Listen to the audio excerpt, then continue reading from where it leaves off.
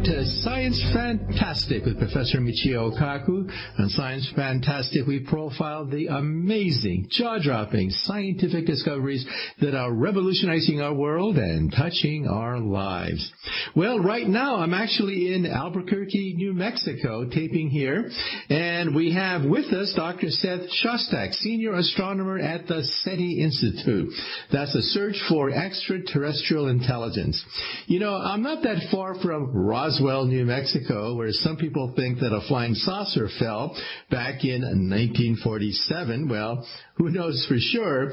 But I'm actually here addressing a science conference, because that's what we're going to talk about today. We're going to talk about the science of the search for extraterrestrial intelligence with Dr. Seth Shostak of the SETI Institute, one of the leading organizations that is probing the heavens to find out what's out there. Today, we are talking about the search for extraterrestrial intelligence with the man himself, Dr. Seth Shostak. Dr. Seth Shostak, you've probably seen him on TV on a number of great programs. He got his bachelor's degree in physics from Princeton University, his PhD from Caltech. His latest book is called Confessions of an Alien Hunter. And he has his own radio program as well. It's bigpicturescience.org. So you may want to check it out if you want to find out what the latest is about the search for extraterrestrial intelligence. So Seth, once again, glad you could be on Science Fantastic. It's always a pleasure, Michio. Okay, well, I've asked you this question before, but you were destined to become a professor of physics working on some obscure topic that nobody understands, and here you are, an alien hunter. So what was the turning point? What was the turning point when you suddenly said to yourself, no, I got to be part of this grand search for extraterrestrial intelligence in the universe? What was the turning point? Well, Michio, you certainly make the first possibility sound pretty attractive, being a physics professor at some unheard of university in some faraway place. That might have been interesting. But in fact, I was doing radio astronomy when I was, at the universities, and studying galaxies, actually, using big radio telescopes. And that is interesting stuff. There's no doubt about it. We've learned a lot about the universe, things like dark matter and so forth, by doing that kind of work. So it was interesting for sure. But on the other hand, it occurred to me even in graduate school, I have to say, that the instruments I was using to try and learn more about galaxies could also be the instruments that might tell us that there's somebody out there. And that was a very romantic notion. So when I later in life got a phone call from the SETI Institute, and they said, hey, did you want a job over here? I was inclined to say yes, and I did. Okay, well, when you first started searching for alien civilizations in outer space, we had zero planets outside the solar system that could harbor intelligent life. And now, because of Kepler and the hard work of astronomers, 4,000 extrasolar planets have been discovered, and we can now take a rough census of the Milky Way galaxy, our own backyard. So when you look out in the sky at night, on average, what percent of the stars you see in the galaxy have planets, Earth-size, Jupiter-size? What fraction of the stars you see on a typical night would have planets going around them? Well, that indeed was the big development of the past 20 years, I guess. One of the biggest developments in astronomy, because you're right. When I was a kid and, would occasionally go to the Hayden Planetarium in Manhattan there, they would tell you, well, we don't know if there are planets out there or not. We think there probably are, but it could be that making planets is a very difficult process, and there really aren't too many, and you should be grateful for the 9 we have. I guess it's 8 now. So, that is a big discovery to find planets around other stars, and the people that do that, there's some of them actually even here at the SETI Institute. I used to ask them on a regular basis as they were finding more and more of these things, well, look, if you had a perfect telescope, what fraction of stars, indeed, do you think would reveal themselves to have planets? And the numbers were 70%, 80%. Well, for an astronomer, 70 or 80% is the same as all Now, there is one caveat. So, I mean, if you say all, then that means when you look up at the sky, essentially all the stars you're looking at have planets. On the other hand, it's also the case that when you look up at night with your eyes, you tend to see the brightest stars. You're not seeing the average stars out there. They're too dim. Stars like the sun. You don't see those. You see very, very big stars that burn out very quickly. So they may have planets, but they're not going to be planets that ET is likely to be on because they don't live long enough for for life to get started and get to the point of developing something intelligent. But in general, 70, 80, 90, 100% of all stars have planets. That means in the Milky Way galaxy we have roughly 1 trillion planets with a T. That is amazing. Now, years ago, you were quoted as saying that, who knows, maybe in 20, 25 years, we will make contact with an extraterrestrial civilization. So, given the fact that we keep finding more planets every month, has that figure been revised? Do you still think that within roughly 25 or so years, we will make contact with an extraterrestrial civilization? Well, I have to say, I made that bet, and I promised everybody in the audience, it was just a talk I was giving somewhere, but I promised everyone in the audience I would buy them a cup of coffee if I was wrong, if we didn't find a signal coming from ET within that time. Now, on the one hand, I'm buying a lot of Starbucks stock, but on the third hand, I still stand by that. And it's not so much because we're finding more planets, although that's, important. At this point, we already know that planets are common. The basis of that bet that I made with the public is that the equipment, the technology being used for the search is getting better very quickly. It's essentially following what's called Moore's Law and kind of doubling in speed every couple of years. So that means that this search is getting faster and faster, and it was on that basis that I made this bet. So, yeah, I still stand by that. I may have to buy a lot of coffee, got to tell you. Okay. Well, everyone knows that when you see a science fiction movie, you want to see the money shot. You want to see the alien. So the movie Contact that Carl Sagan helped to inspire, I thought was a little bit disappointing at the end because you never get to see the alien at the end of the science fiction movie. But now you are saying that perhaps when we do meet aliens from outer space, they may not be biological at all, I guess, given the rigors of traveling from star to star. So what are your thoughts now? You've changed your opinion a bit. So you're saying that intelligent life, once they land on the White House lawn to announce their existence, they may not look like any of the science fiction movies that we all love to see. Well, what are your thoughts?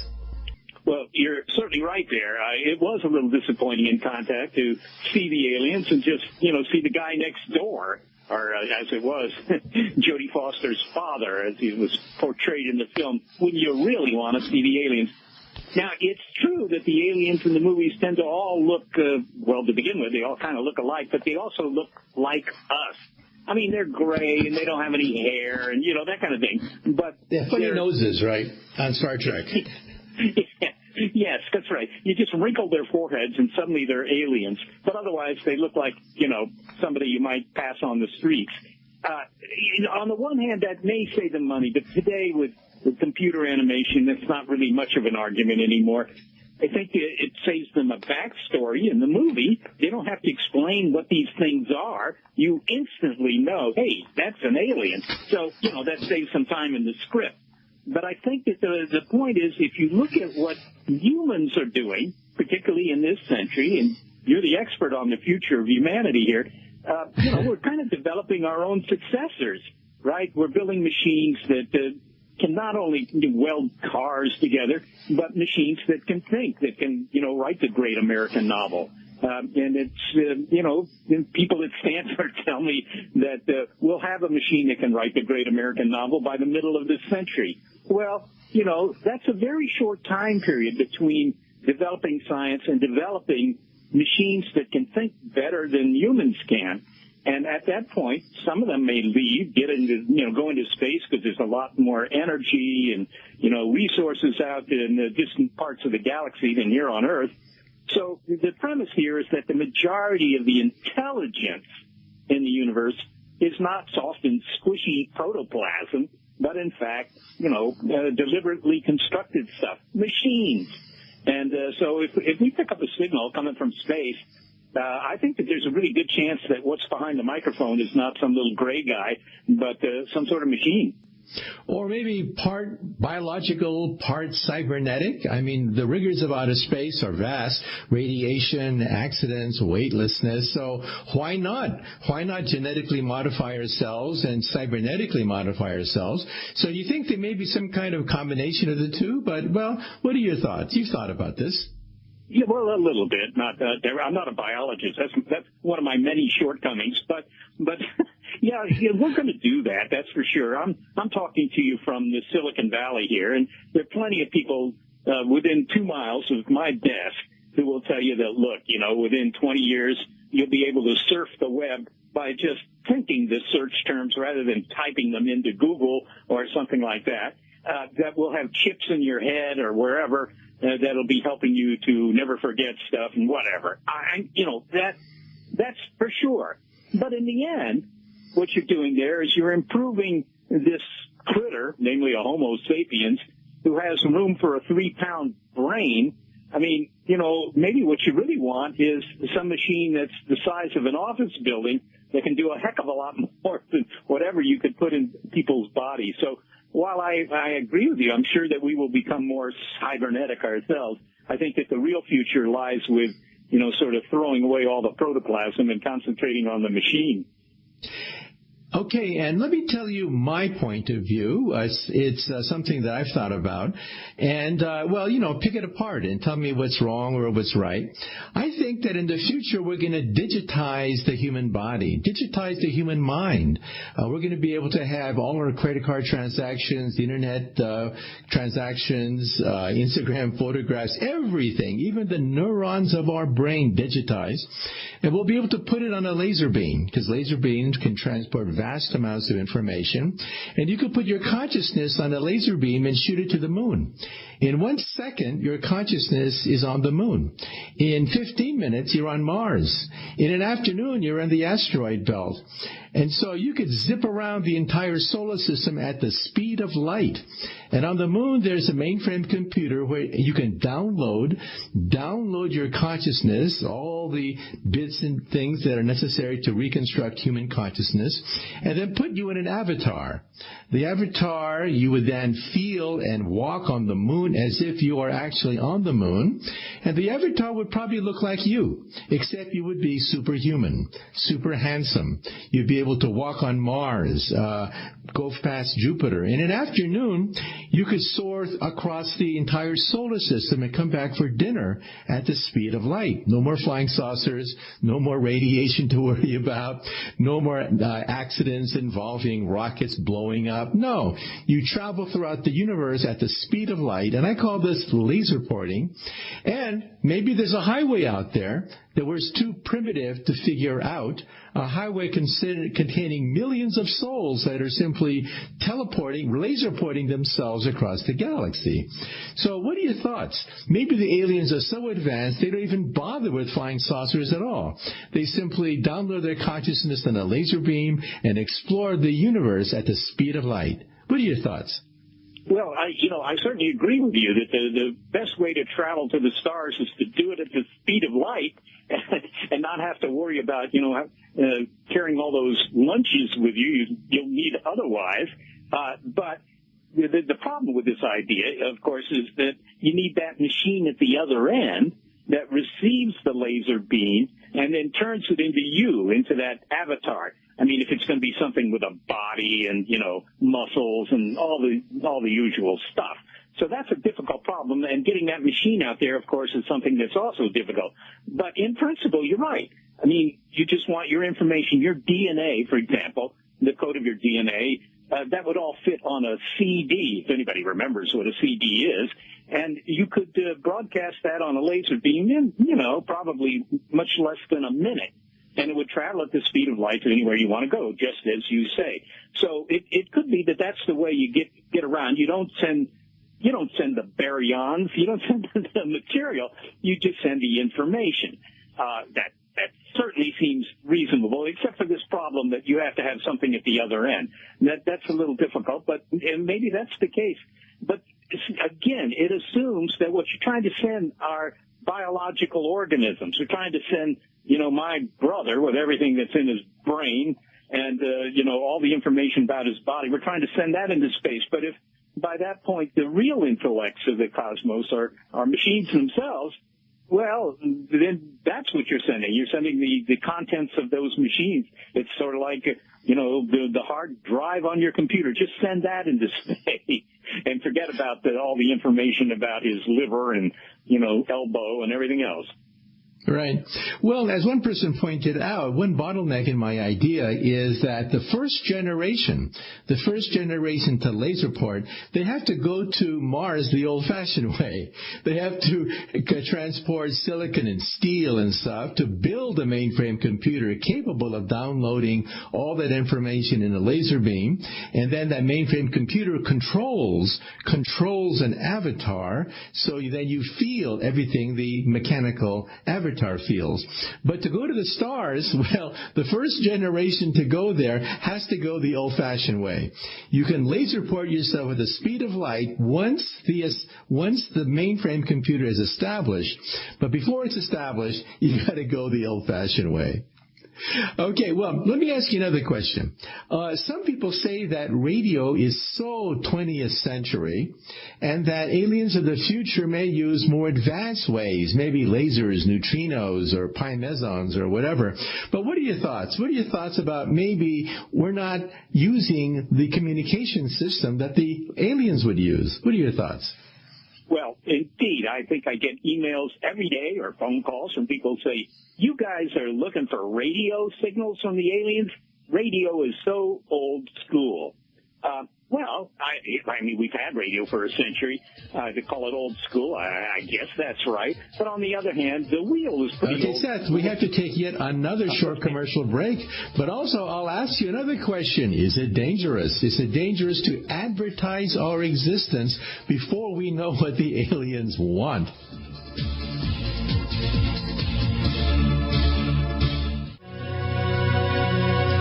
Welcome back to Science Fantastic with Professor Michio Kaku. Actually, I'm in Albuquerque, New Mexico right now, not that far from Roswell, New Mexico, where some UFO buffs claim a flying saucer crash landed back in 1947. Well, I'm not here to talk about flying saucers. I'm here to talk about science to other scientists and engineers. But we have on the line with us Dr. Seth Shostak, the Dean of the Search for Extraterrestrial Intelligence. He's a senior astronomer at the SETI Institute in Mountain View. That's a Search for Extraterrestrial Intelligence. He got his bachelor's in physics from Princeton, PhD in physics from Caltech, and now spends his day, A, trying to raise money for the SETI Institute, but B, looking at outer space. Now, we talked about the fact that radio is what we listen to eavesdrop on conversations between alien civilizations, but some people say, I mean, that's so 20th century. I mean, come on. The aliens are way ahead of us, but, well, what else are we going to do? So what are your thoughts about maybe using another way to detect alien civilizations in space? Well, it's true. As I mentioned before the break, I get emails every week, sometimes every day, from people who think radio is kind of old school. But on the other hand, what you have to do is look at the physics of the situation. How can you send bits of information from one world to another? And radio is obviously one way you could do that. Lasers, which are basically the same as radio, because light and radio waves are the same thing. It's just at different frequencies, if you will. So you could send lasers, and indeed we have some experiments where we look for flashing lasers in the sky. But people suggest things like, as you say, neutrinos, gravitational waves are a real favorite, and other schemes like subspace communication, which is what they use on Star Trek. The trouble is, if I go to the local bookstore, I can't find a textbook on subspace communication. So it's really hard to build the equipment. So it doesn't exist, right? Yes, it doesn't exist. So as far as we know. So, it doesn't really help to say, try subspace communication. We can't try it. We don't know anything about it. But things like neutrinos and gravitational waves, we do know something about. And maybe neutrinos, but the problem with a neutrino, for those who care, is that, each neutrino has, carries a lot of energy. So it's very expensive to make a whole lot of neutrinos, and it's also kind of difficult to detect them. I mean, there's an experiment down in Antarctica, and, I think it's the University of Wisconsin built it, and it's designed to detect neutrinos, but it's a half a mile on a side. This is a big thing, and it doesn't detect very many of the neutrinos that get into it. So neutrinos are hard, maybe not impossible that you can communicate that way. Think of gravitational waves. They're great. You don't have to point your antenna at anything. The gravitational waves will come from all directions. But to make a gravitational wave that's strong enough for us to easily detect it, you need to do things like smash a couple of black holes together or something like that. That's not a very easy transmitter to build either. Very difficult.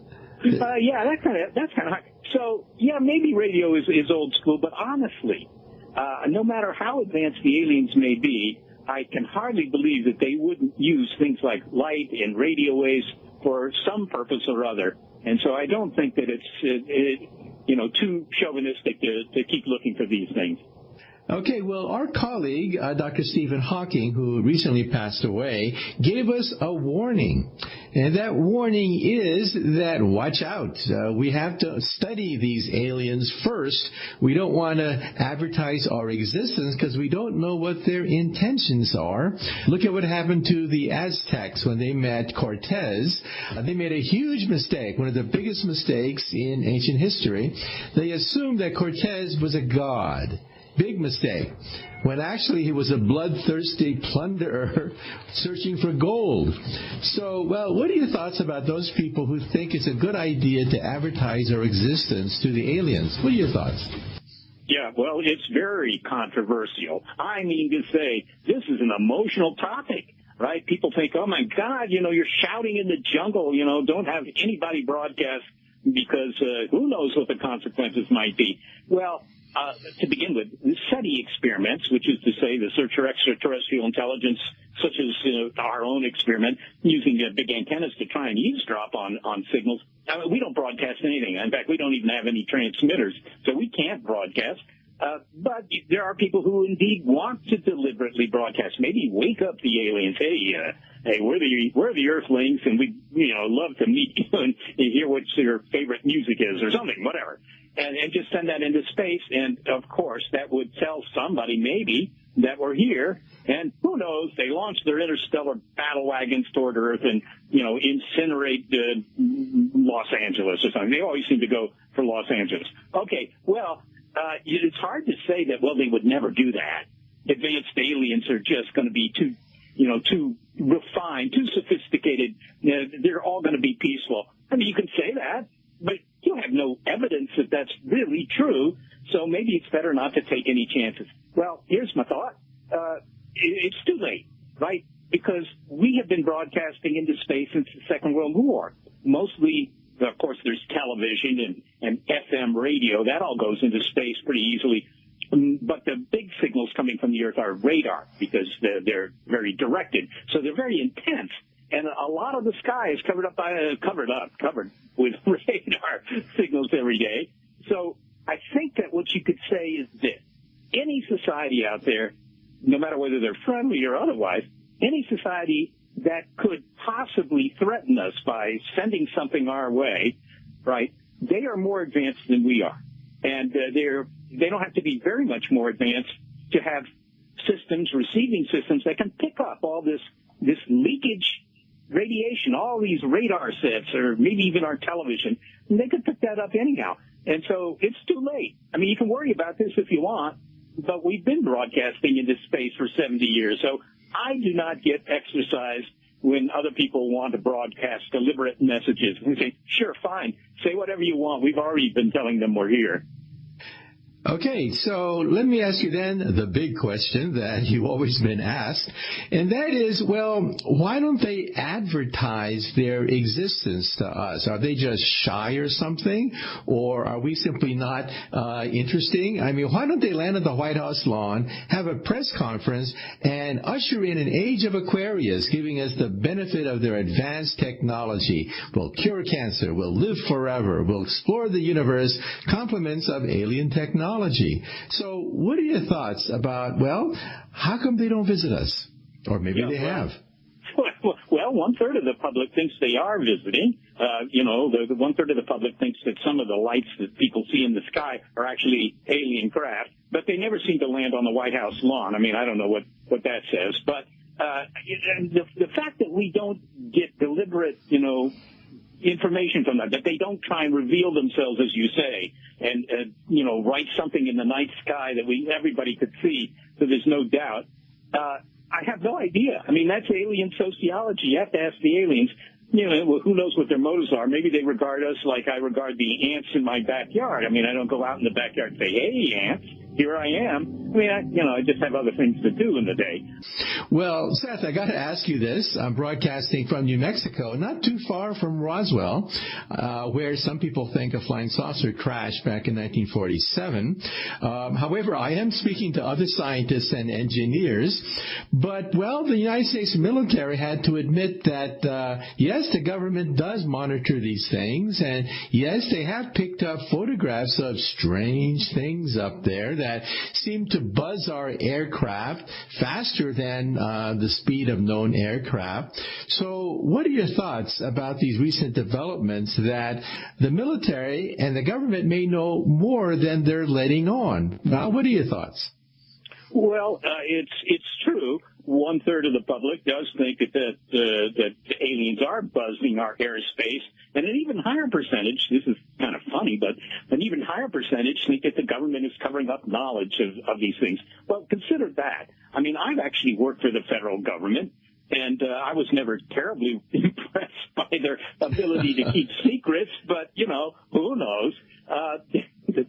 But it does require that the aliens, whatever they're doing, they make sure that all the evidence of whatever they're doing is only available to the government, and it can't be picked up by somebody who works at the local science museum in North Carolina or something.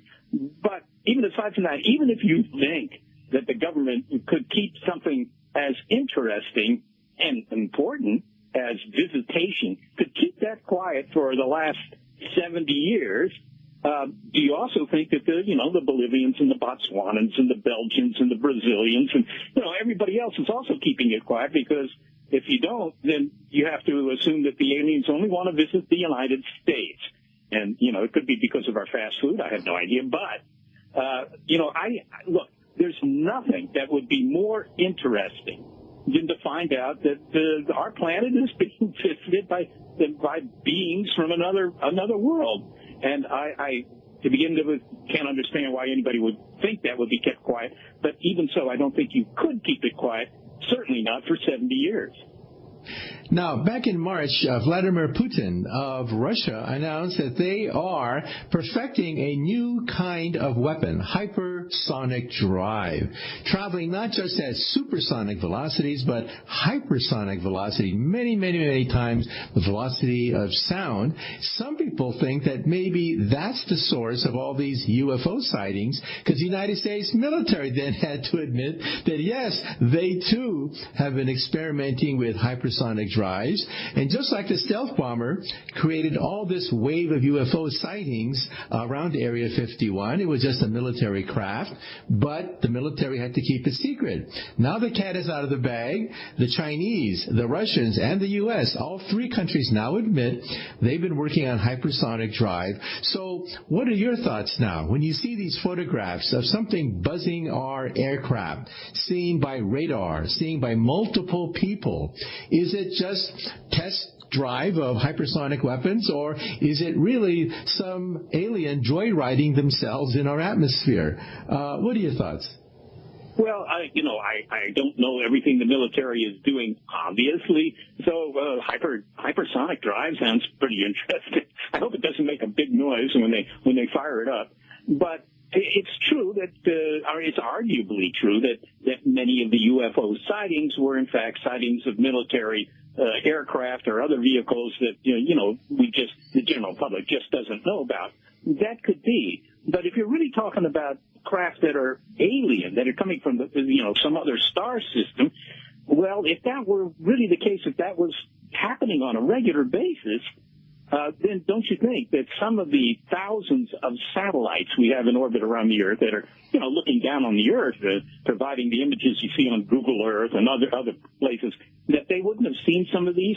Or the hundreds of thousands of amateur astronomers who, on a clear night will go out and look at the sky, and each one of them is only looking at a tiny part of the sky, but you can, work out the numbers, and it turns out that collectively they're covering a lot of the sky, and they're doing it continually. And don't you think they might have seen something? I mean, it just doesn't seem to pass the smell test, as Carl Sagan would say. Yeah, I think that if it did, you would see exhibits at all the science museums. Hey, here's the evidence for visitation. And, I don't see it myself, but it would be nothing more interesting. It would be job security for me if we could prove that we're being visited.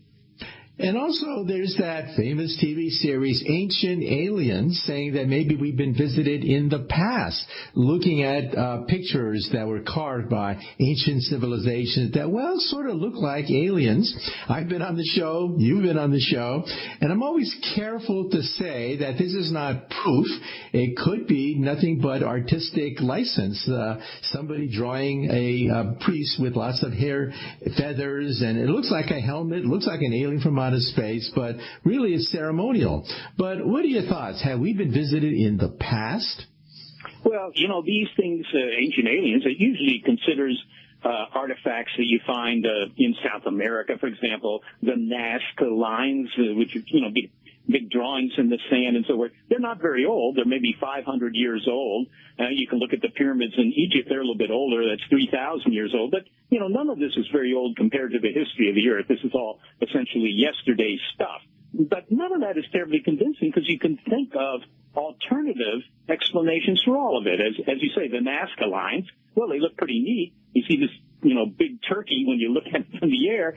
But, why do you think that was made to contact aliens or maybe made by aliens? What about the pyramids? You say, oh, man, they must have had alien help to build those things. Well, no. I mean, these people weren't stupid. And they had lots of cheap manpower. So building the pyramids was a big, civil engineering project, but certainly not anything impossible. Unfortunately, we have run out of time, but if you want to find more about SETI Institute, go to the SETI Institute website or bigpicturescience.org, and you can listen to their radio program. Our special guest today was Dr. Seth Shostak, Senior Astronomer at the SETI Institute, the search for extraterrestrial intelligence.